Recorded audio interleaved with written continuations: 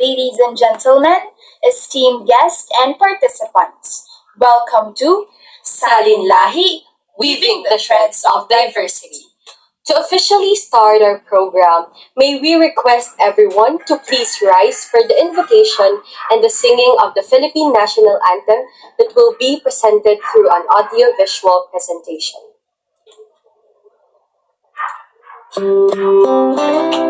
Dear Heavenly Father, we thank you for gathering us all today in this important endeavor. We ask that you bestow your guidance and blessing upon each attendee. May we honor one another by keeping an open mind.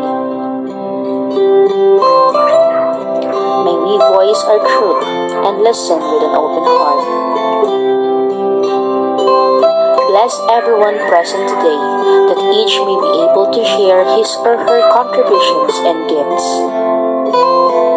Grant good health and safety to loved ones left outside this room, and bestow peace and goodwill to all of us. We ask for your wisdom and grace to use our talents for the betterment of others. May the various activities related to this day be a success through your intervention. With gratitude, we offer this prayer in your name. Amen.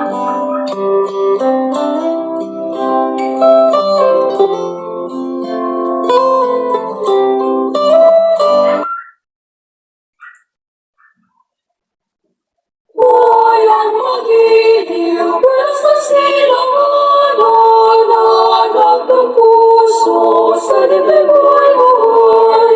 Lupang hinirang, gulat ka ng magiting sa manluluping. Di ka pasisili sa dagat at bundok, sa simoy at sa lalim na mahal.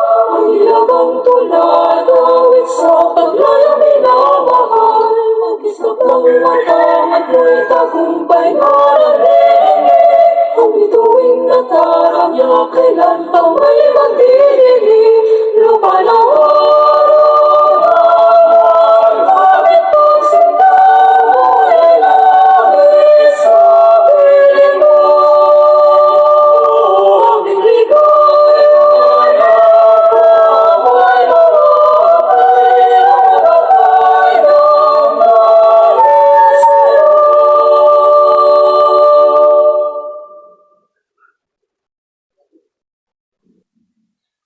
Thank you.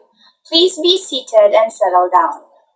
Now, to officially commence our seminar workshop, to provide a brief explanation about the background of our seminar, and to welcome all our esteemed participants. It is with great pleasure that we introduce one of the 5 women behind this seminar, Ms. Sherry May R. de Guzman. Ladies and gentlemen, esteemed guests and participants, it is with great pleasure and honor that I welcome you to the seminar workshop entitled Salin Lahi, Weaving the Threads of Diversity.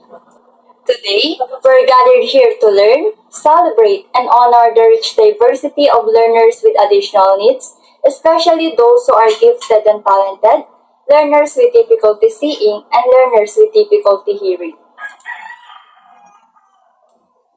Rooted in the concept of inclusive legacy, this program signifies the essence of Salin Lahi by recognizing the importance of passing down not only heritage, culture, and knowledge, but also inclusivity and accessibility from one generation to the next. The term Salin Lahi, derived from Salin, to pass down, and Lahi, lineage, encapsulates the idea of inclusion within the lineage of education and culture. By acknowledging learners with additional needs and interweaving their experiences into our collective heritage, Salin Lahi underscores the principle that every individual, regardless of their abilities or challenges, deserve a place in the narrative of our shared cultural and educational legacy. Through this seminar or workshop, participants will have the opportunity to explore strategies for fostering inclusive environments, recognizing the unique talents and perspective of learners with additional needs, and ensuring that they are fully integrated into the fabric of our society. Together, we aim to contribute to a more diverse and vibrant future for all. I extend my heartfelt gratitude to each and every one of you for taking the time to be here today.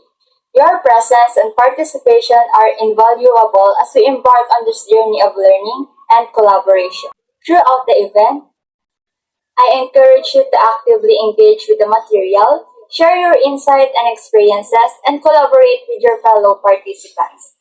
Once again, welcome to Salin Lahi, Weaving the Threads of Diversity.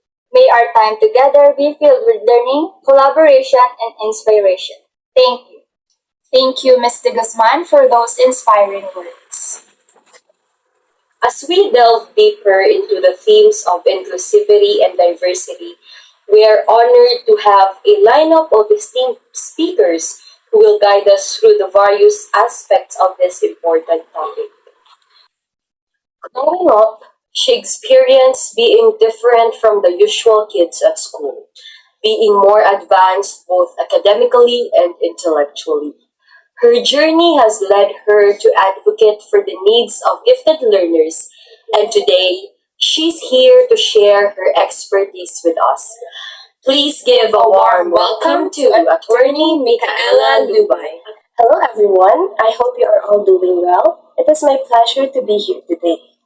Allow me to share my journey as someone who once experienced being different, possessing my special needs. As we gather in this room filled with potential, creativity, and brilliance, I am reminded of a timeless quote of the renowned artist Pablo Picasso. He once said that the meaning of life is to find your gift. The purpose of life is to give it away. These words encapsulates the very essence of our event today. We are all gifted and talented in our own special ways. Every one of us have been blessed with unique traits and talents. The purpose of life is to discover what that gift is and then share that gift with others. And of course, for those gifts and talents to be improved, learning is very crucial.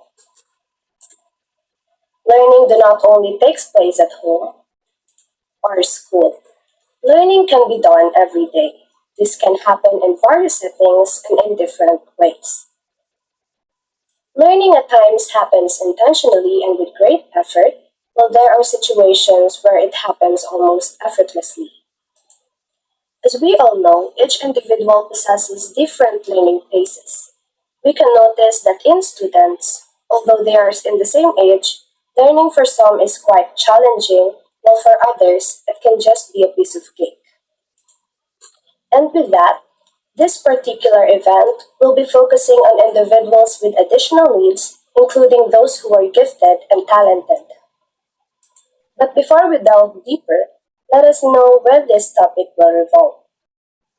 In today's seminar, we will be focusing on learners with additional needs, highlighting its definition, how they can be identified, their learning characteristics, and know what we can do for them to adapt in general education. Learners who are gifted and talented. These are the people I am talking about a while ago. They are the ones who makes learning almost effortlessly. Today we're going to explore the world of gifted and talented learners. To start, let us first define what gifted and talented really means. It says here that learners who are gifted and talented are students with higher abilities than average and are often referred to as gifted students. This group refers to students whose talents, abilities, and potentials are developmentally advanced. So basically, gifted and talented have something in common, and it is the advancement of knowledge in almost every aspect of learning. As to what gifted and talented is defined, these are the learners whose ability is higher than the average. And for someone to be considered as gifted, their intelligence quotient or IQ should be 130 and higher, while the considered average IQ is 100. But there is also another way to look giftedness, which is conceptualized by Gardner in 1993. According to him, intelligence is multifaceted. As what I've said earlier, every person possesses a unique quality that sets them apart from others. So don't you think that you are less than anyone. So as to what is shown here, Gardner sees intelligence in multiple aspects. So there are musical, visual spatial, interpersonal, naturalistic, logical mathematical, verbal linguistic, intrapersonal, and bodily kinesthetic. Us so let us define all of those. So first is yung musical.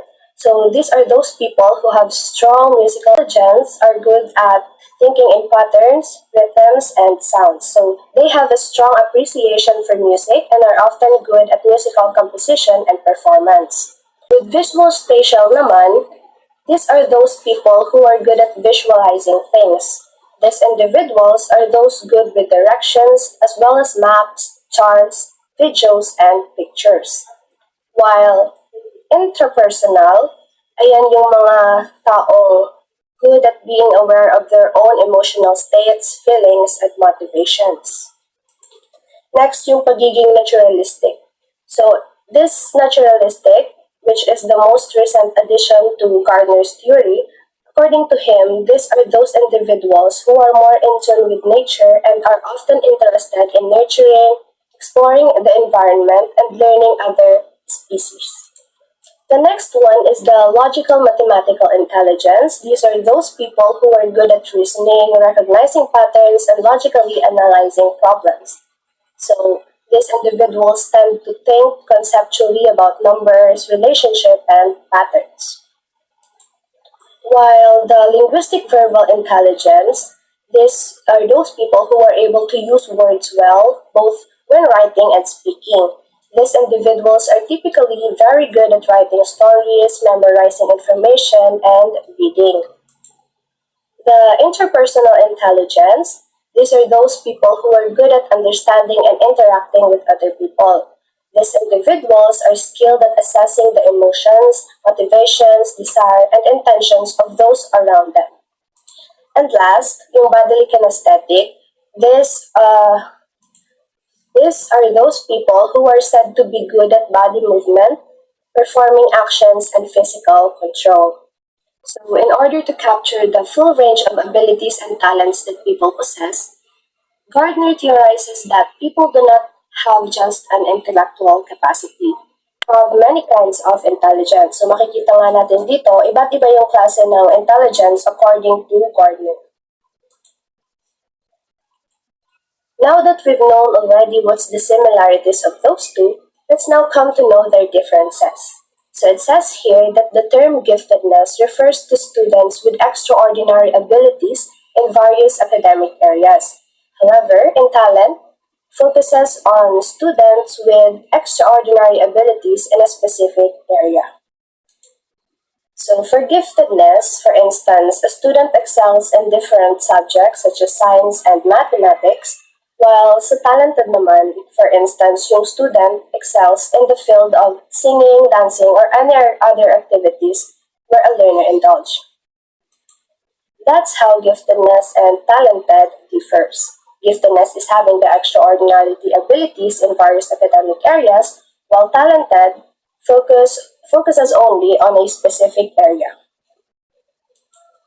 Now, paano nga ba natin ma-identify ang isang gifted and talented learner? So, to identify, we must do the following. First is to locate the student's domain of giftedness. Next is to describe the student's level of giftedness. And lastly, to describe the student's field of talent.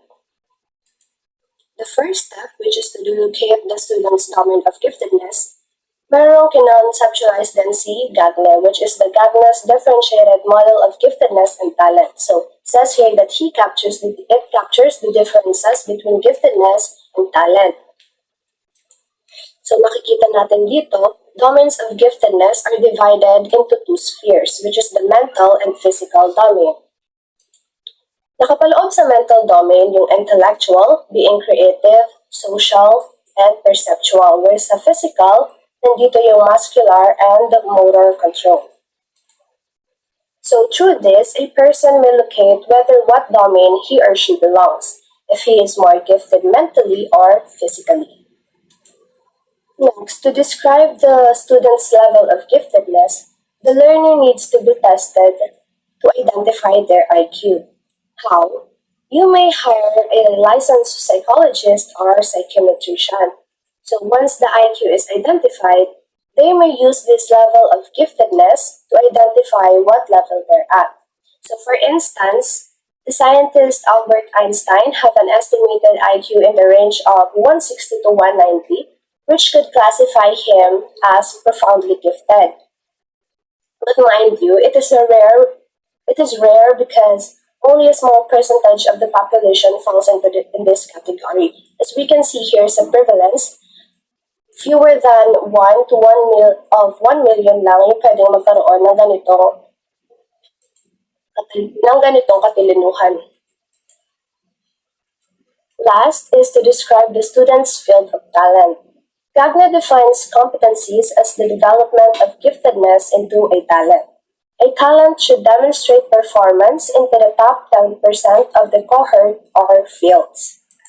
As we can see on the screen right now, makikita natin yung fields kung saan nakapaloob yung academic, technical, science and technology, arts, social service, administration, sales, and business operations. So sabi niya na a talent should demonstrate top 10% ng mga nakapaloob sa field na to.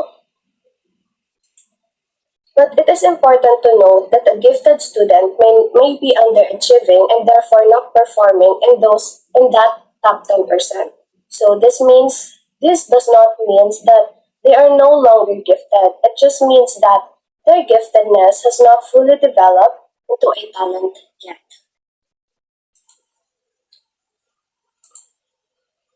Moving on, here are some common learning characteristics of a gifted and talented learners. So ito yung karaniwang mapapansin natin sa mga estudyanteng gifted and talented. First is yung makakaroon ng high level of intellectual curiosity. Diba kung mapapansin natin, if naka-encounter na kayo ng mga gifted students, madalas sunod-sunod yung tanong nila sa mga bagay-bagay. So it is because they are curious about their surroundings. And sabi rin dito, they read actively and have a high degree of task commitment. Diba, once na binigyan mo sila ng mga gagawin, talagang go na go sila gawin yung mga bagay na yun. So they also have the keen power of observation. They are highly verbal, and madali silang maboard, and they can retain and recall information. They are also excited about learning new concepts, and they are independent and learning. They also have a good comprehension of complex context and a strong, well-developed imagination. So they also look for new ways to do things and often gives uncommon responses to common questions. So yung mga nabanggit na yan yung mga karaniwang mapapansin natin sa mga ganitong klase ng estudyante. So here are some strategies na pwede nating magamit when we encounter teaching gifted and talented learners. The first one is that teachers may give enrichment exercises that will allow learners to study the same topic at a more advanced level. So since mabilis maboard ang mga gifted learners, pwedeng magbigay ang mga teachers ng advanced topics na hindi ka pareho na pwedeng ibigay niya sa same student to other regular students. Next is to give open-ended activities with no right or wrong answers. And the leadership roles also can be given to gifted students since studies have shown that gifted students are often socially immature. Pwede rin magbigay ng mga long-term activities that will give the gifted students an opportunity to be engaged for an extended period of time. So ayan yung mga strategies na pwedeng gawin ng isang teacher if ever maka-encounter siya ng isang gifted or talented student. Possessing such unique qualities is indeed a gift that is needed to be nurtured, and a gift that is needed to be accepted. for listening and learning with me today. Have a good day, everyone. Thank you, Ms. Lubay, for that insightful discussion on the unique needs and challenges faced by gifted learners. Your personal experiences and advocacy shed light on the importance of recognizing and supporting the talents of these individuals within our educational systems. Now, as we continue our exploration of diversity and inclusivity, our next session will focus on supporting learners with visual impairments. We are privileged to have with us an advocate and a beauty queen. She has been actively participating in various initiatives aimed at promoting inclusivity and accessibility for individuals with disabilities. Please join us in welcoming our next speaker, Ms. Rhea Brizuela Penis. The only thing worse than being blind is having sight but no vision. Helen Keller stated. Good morning, ladies and gentlemen. I am Rhea Brizuela Penis, and we're going to tackle the learners with difficulty seeing.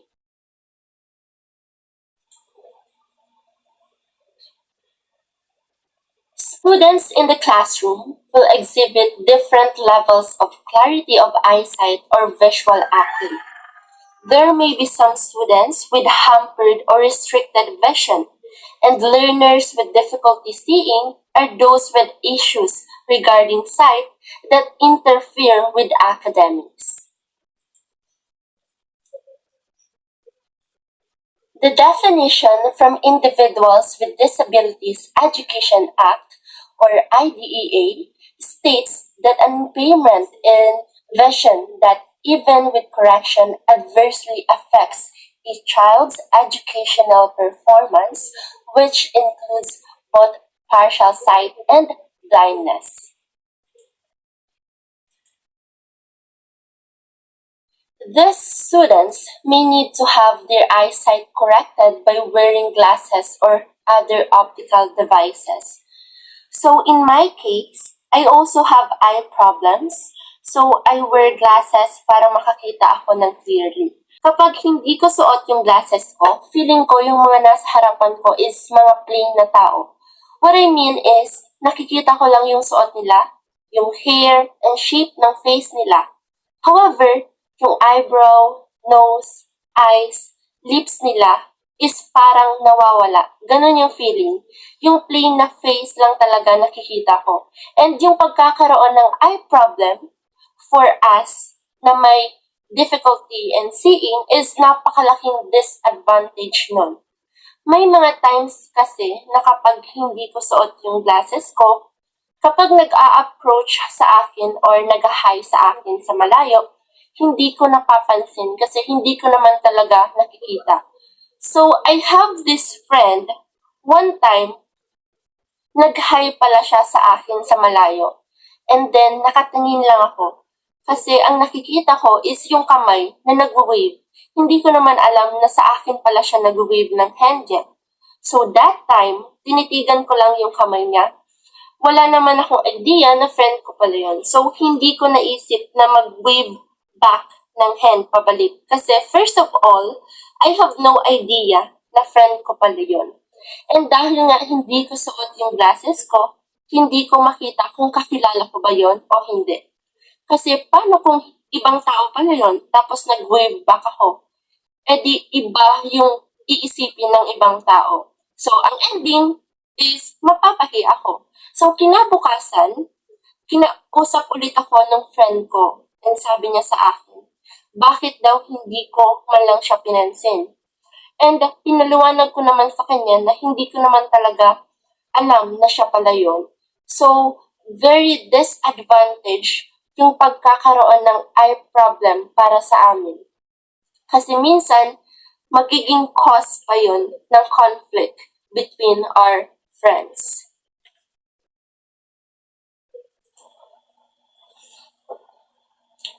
Now, let's proceed to our discussion. There are numbers of terms that are often used in association with having difficulty seeing. So first, let's know the difference between ophthalmologists versus optometrists. So these two po are doctors for eyes, but they differ in terms of their role in eye care.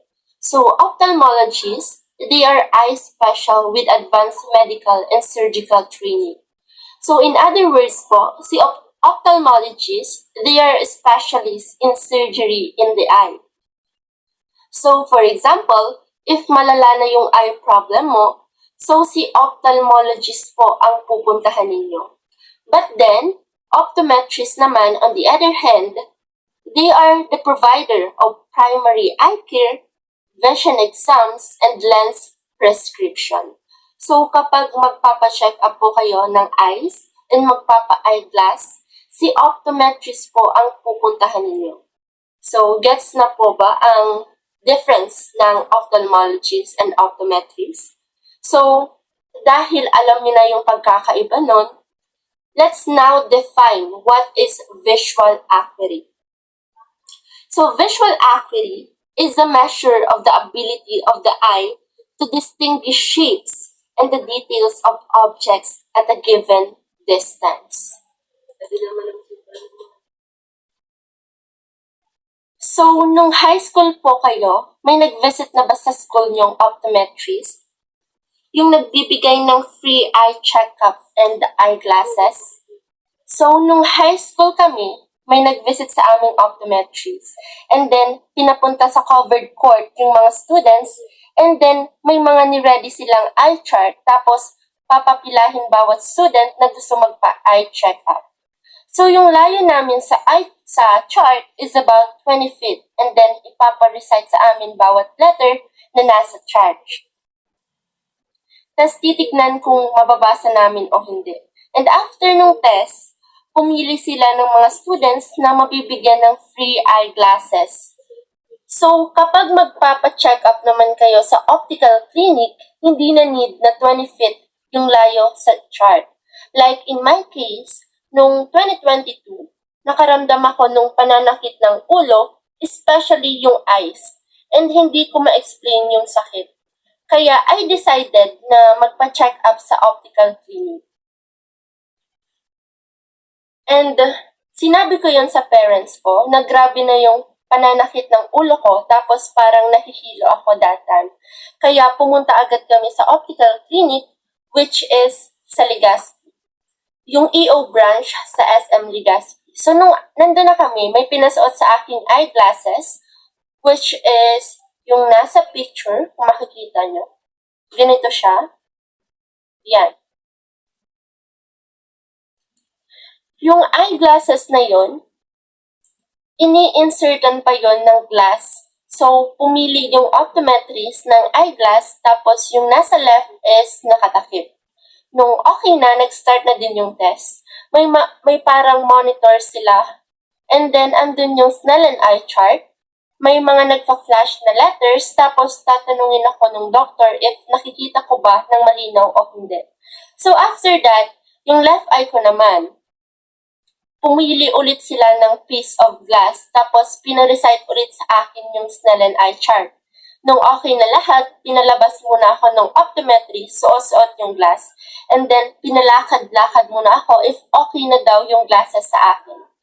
So, kaya, may picture ako na nasa labas ako kasi tinitingnan if magiging comfortable ako sa glass na yun. So, after nung test, saka na nila inayos yung glasses na may grado and then ini-insert yun sa frame na napili ko. So, that is an example of visual acuity. So, visual acuity, ito yung test na ginagawa kapag magpapa-eyeglass. So, now, let's proceed to legal blindness. So, there are two specific types of low vision. First, we have the myopic, or what we call the individuals unable to see distant objects, or what we call nearsighted. So, an example of this is my mom. So, si mama kapag gumagamit siyang phone, nilalapit niya masyado sa mukha niya. So, ganun yung nearsighted. So, the second type naman is the hyperopic, or what we call the far-sighted. So, these are individuals who are unable to see close objects clearly. So, kapag yung mga individuals na may far-sighted na eye is kapag nagsi-cellphone sila, nasa malayo yung phone nila. So, hindi nila nilalapit sa mata nila kasi hindi nila makita. So, ganun yung far-sighted. So, now that we know the two types, what is legal blindness nga again? So, legal blindness, sila yung mga tao na hindi totally blind. Like in my case, I am legally blind. Meaning, nakakakita pa rin ako but with the help of eyeglasses. Nakakakita pa din naman ako without the use of my glasses. However, may labo nga lang because I have less than 20/200 vision. So, next, let's proceed to the partially sighted. Partially sighted, these are individuals that require special education services. So, yung partially sighted student, similar siya sa totally blind student. Pero ang kaibahan lang is, nakakakita pa din naman sila, but yung vision nila is sobrang labo. So, kailangan na nilang gumamit ng sobrang kakapal na glasses and then need nilang special education service because kahit may glasses sila, it would be challenging for them to read it. Because yung partially sighted student, kailangan nilang audio tape, text, very large handouts. So, ganun po yung mga may partially sighted.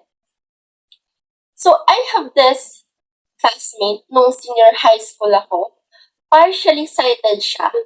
Kahit may eyeglasses siya, sobrang hirap para sa kanya na magbasa because hindi niya nakikita ito ng clearly. So that is an example of partially sighted.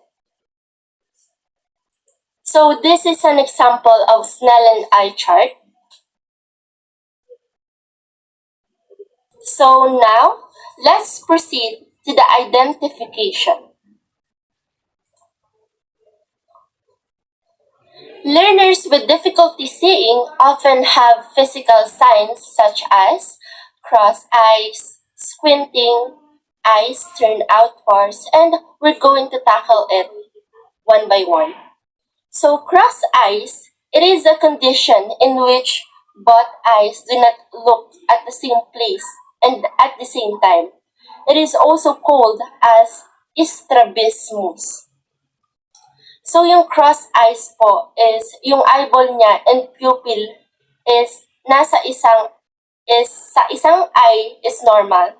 But then, sa other eye niya is, yung pupil niya is nasa gilid. So, that is an example of crossed eye. So, squinting naman, it is a partial closing of eyelids. So, usually, a person squints in an attempt to see something more clearly. So, di ba, may ibang nagsasabi na i-close mo na slightly yung eyes mo para makita mo na clearly yung isang bagay. So, that is squinting po. Next, we have the last sign, which is the eyes turned outwards. This is also called exotropia. This condition can begin as early as the first few months of life or any time during childhood.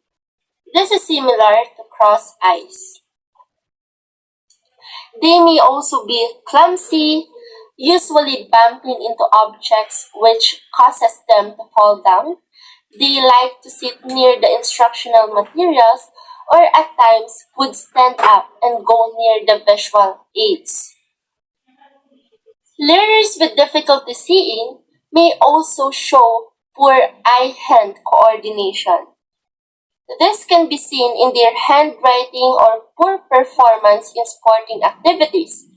Another indication is poor academic performance, as these students might have difficulty reading as well as writing. So, we're going to proceed to the learning characteristics of the learners with difficulty seeing. Good visual ability is critical in learning. Most school lessons are done through blackboard writing, presentations, or handouts in most major subjects.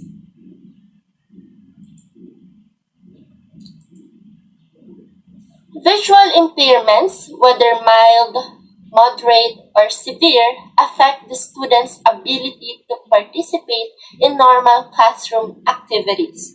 So, kahit anong level pa yan ng visual impairment, very challenging siya sa part namin, especially if you have no means para makabili ng glasses. So, hindi ka talaga makakapag-focus or participate sa mga activities sa classroom if ganun yung situation mo. So, in the past, students who are visually impaired are placed in special institutions. But nowadays, most are enrolled with other children who are not visually impaired.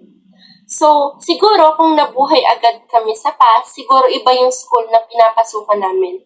But ngayon, normal na lang 'di ba yung students na kasama sa isang classroom kahit na may visual impairment siya. Learners with difficulty seeing have restricted ways to learn incidentally from their surroundings, since most of them learn through visual clues. Because of this, the other senses are used to acquire knowledge due to the limited ability to explore the environment. Low motivation to discover is present. General educational adaptations. Modification in teaching is needed to accommodate students with difficulty seeing. The following strategies may be considered. Braille or in an audio-recorded format. So what is Braille? So it is a raised dots that can be read with the fingers. So in that way, nakakapagbasa sila through touching the Braille. So ganun po yung way para makapagbasa yung mga students na may difficulty in seeing. So next, listening in textbooks and printed materials that is recorded. So portions of textbooks and other printed materials may be recorded so that visually impaired students can listen instead of focusing on the visual presentation. All words written on the board should be read clearly. And students should be seated near the board. So students with difficulty seeing should be seated near the board so that they can easily move close to the instructional materials used during the lesson. A buddy can be assigned to a student with difficulty seeing as needed. So this can be crucial to assist in the mobility of the students, such as going to the other places in school during the day. So, yung very advantage din to sa mga students na may difficulty in seeing kasi kailangan talaga nila ng kasama. Next, we have students need more time to complete a task or homework. So this might be case-to-case basis, and teachers should be aware of terminology. Teachers should be aware of terminology that would require visual acuity, such as over there or like this one, which the impaired student may not possess. And lastly, we have teacher should monitor the students. Teachers should monitor the students closely to know who needs extra time in completing tasks. So before ending my discussion, I want to leave a quote that say, kindness is the language which the deaf can hear and the blind can see. So that would be all. Thank you. Thank you, Ms. Pennies, for your enlightening discussion on supporting learners with visual impairments. Your advocacy and dedication to promoting inclusivity and accessibility for individuals with disabilities are truly inspiring. Now, as we move forward in our exploration of diversity and inclusion, our last session will focus on empowering learners with hearing difficulties. We're honored to have with us an esteemed educator who has dedicated her career to addressing the unique needs of deaf and hard on hearing students. Please join us in welcoming our next speaker, Ms. Sherry May R. de Guzman. Differences among deaf people are okay, but we need to recognize those differences and work together. I, King Jordan, stated. Good day, everyone. I am Sherry R. de Guzman, your last speaker for today's seminar. Through the years, I have witnessed people with hearing difficulties, and I have seen firsthand the devastating impact that it can have on their lives. So with this seminar, I hope you will learn something and accept the diversity of each and every one of us. With today's seminar, I am going to talk about learners with difficulty hearing. Learners with difficulty hearing.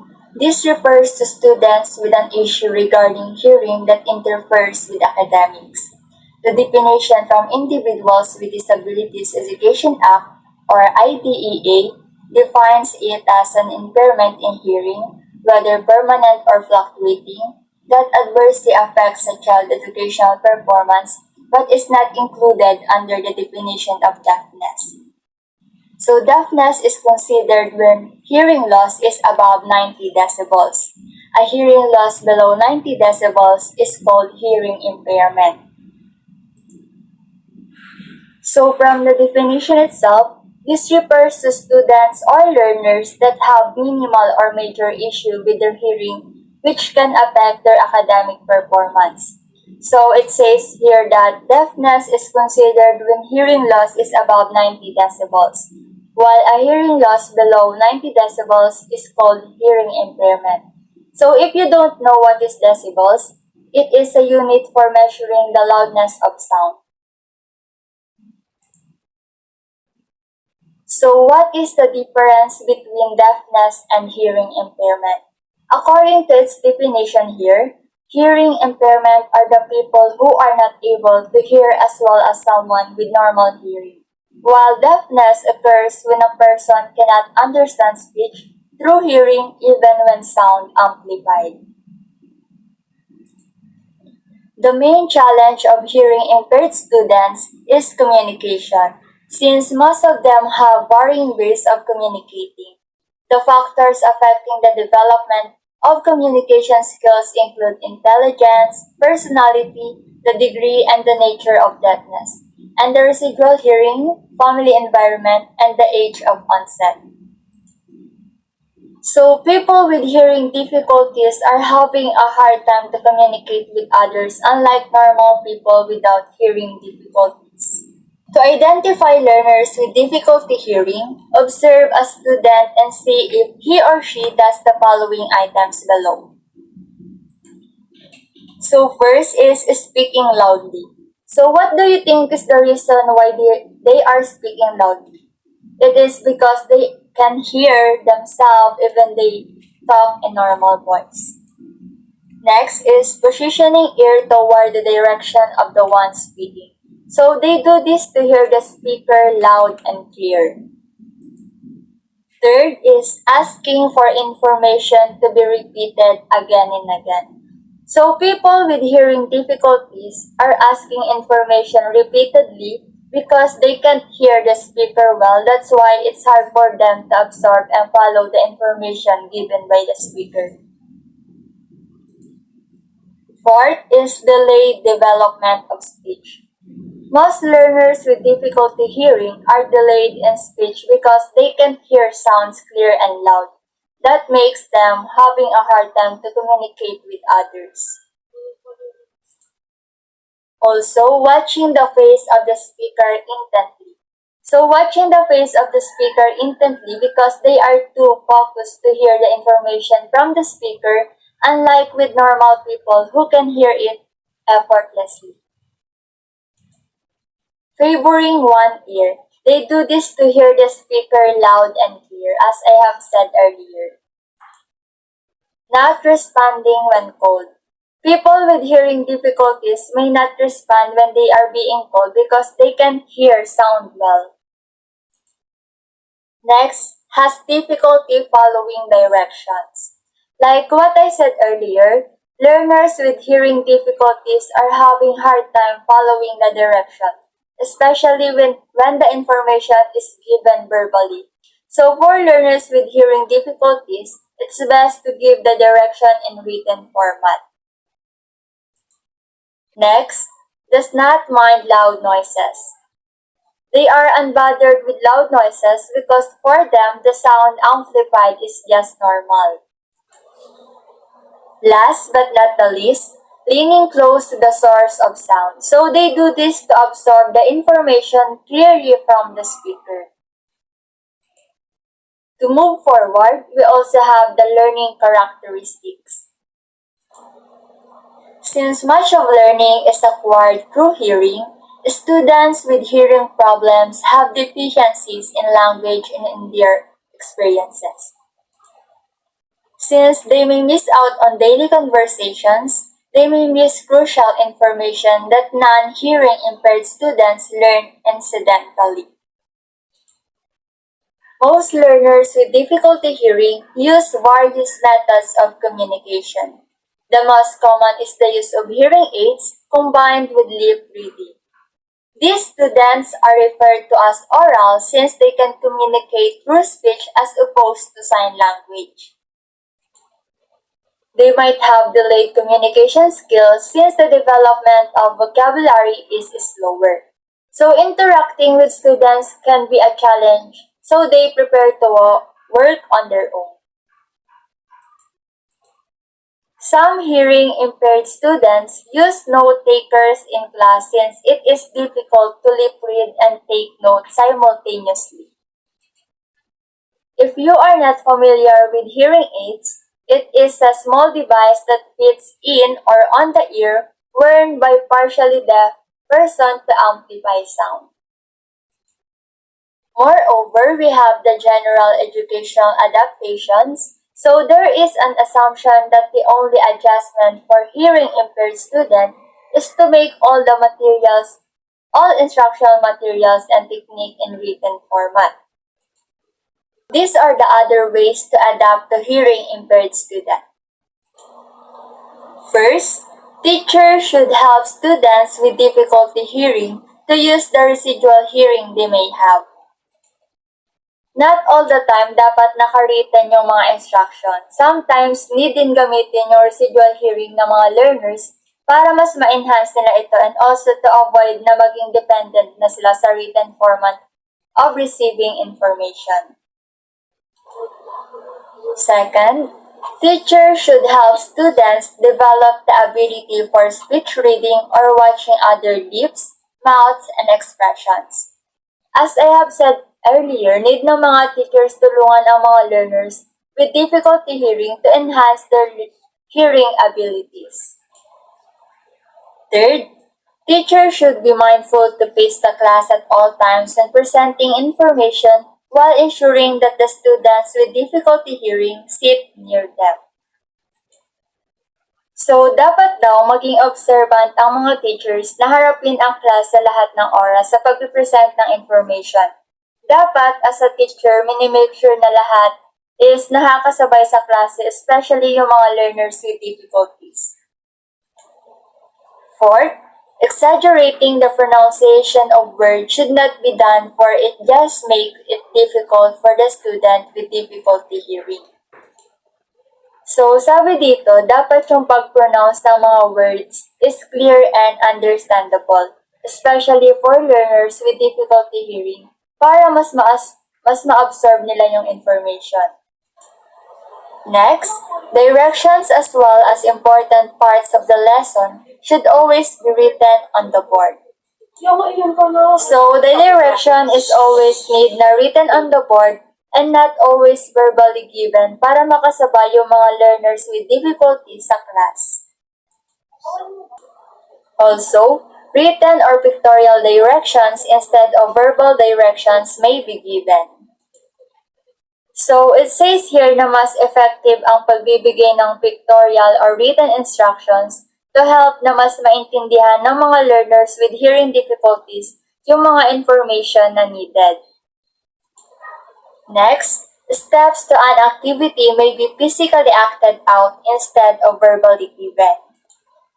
So, mas makakatulong daw yung pagbibigay ng information with body gesture para mas maintindihan nila yung mga information from the speaker. Next, a variety of multisensory activities should be given to allow students to focus on their learning strengths. So, iba't ibang multisensory activities ang dapat mabigay sa mga learners with difficulties para mas mapastrengthen yung way of learning nila. And last but not the least, teachers should be more patient when waiting to hear a response from a hearing-impaired students, which may take longer than usual. So, dapat daw as teacher and you as future educator, need natin ng long patience sa paghihintay ng sagot from learners with difficulty hearing, unlike sa mga normal people because they need more time to hear and process the information. To end this session, I would like to remind everyone to be kind and always accept diversity. Who knows that just by being kind to people like with hearing difficulties, we can make a little sound in their quiet world and also make them feel that they are accepted and appreciated. I hope you learned something from this seminar that will inspire you in life. That would be all. Thank you.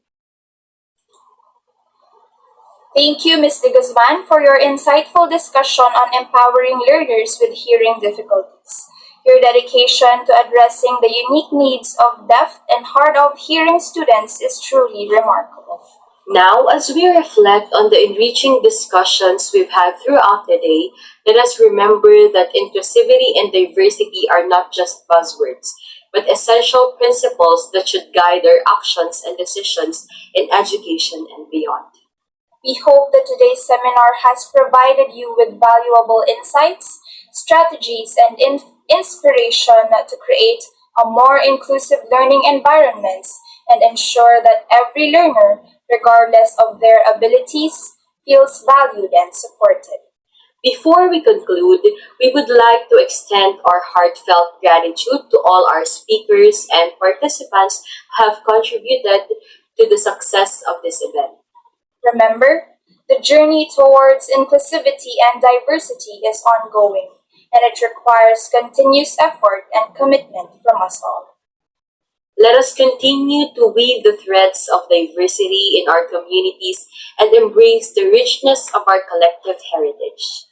This has been Rica Rhea Malis And Dorothy Faye S. Montero. Together, let's build a world where every individual, regardless of their abilities, feels valued, respected, and supported.